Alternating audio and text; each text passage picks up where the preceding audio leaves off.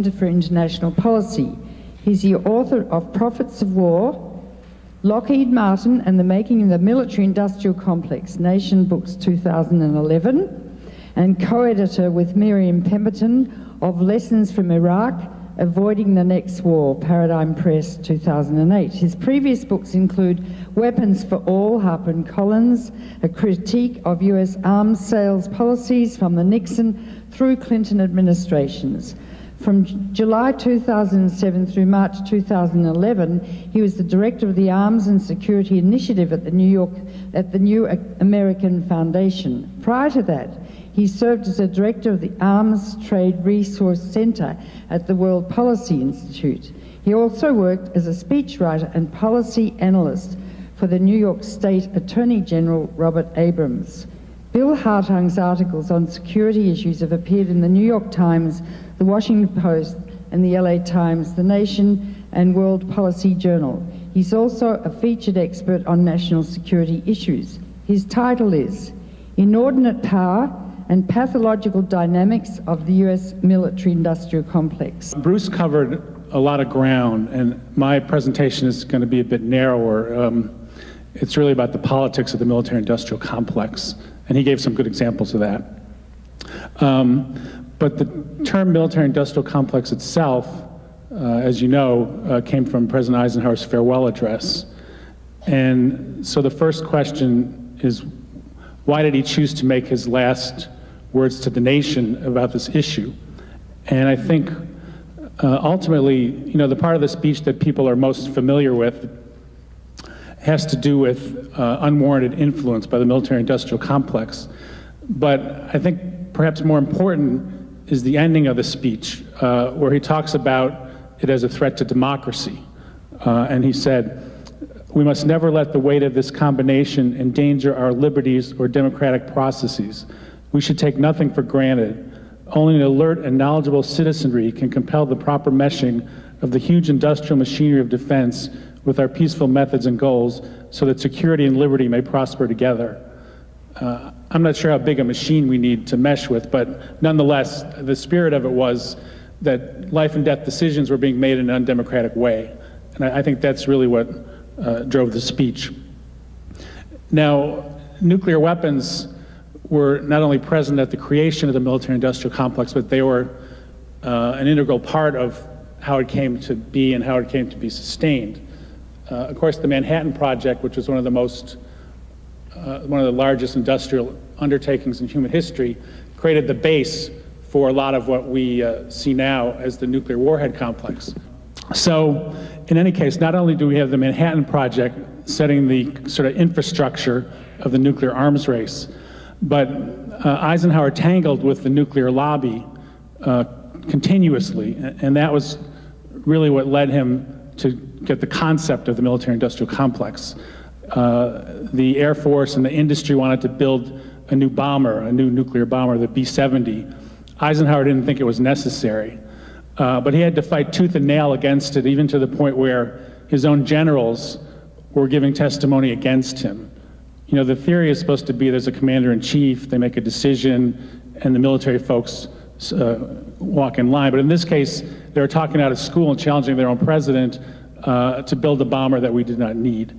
So that was his first indication that this complex was getting out of hand. But more importantly, and perhaps more unfortunately, he was blindsided by the missile gap controversy late in his term. There was faulty intelligence circulated by industry, by folks in the Air Force and elsewhere, that we were far behind the Soviet Union in the production of ballistic missiles. And the Sputnik launch was used as kind of the scare tactic to build that infrastructure, that argument.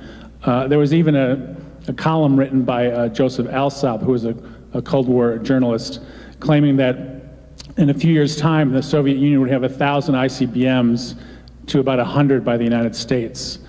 Now, it's not clear he had any source for this, but it was widely broadcast, including John F. Kennedy using those statistics in a speech on the floor of the Senate.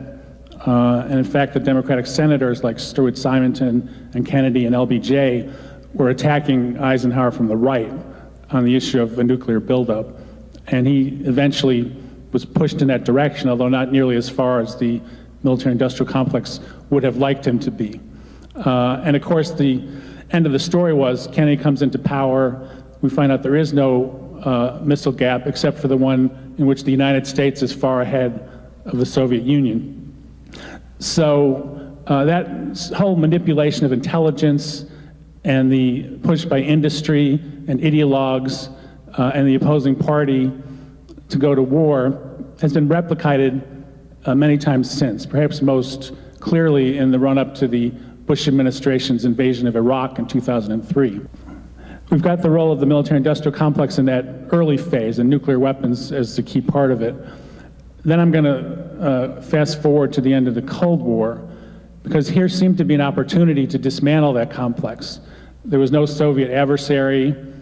Colin Powell gave an interview in which he said, "I'm running out of enemies," which you would think would be a good thing, but for the military-industrial complex was a threat. And so they evolved a doctrine where they took regional threats as defined by the complex, like Iraq, like North Korea, and used them as the building blocks to keep a large military.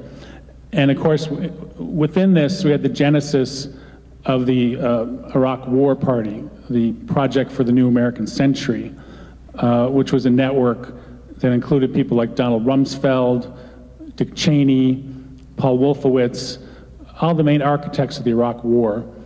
And the executive director of that organization was Bruce Jackson, who was a vice president for the Lockheed Martin Corporation. So a disinterested party, you might say.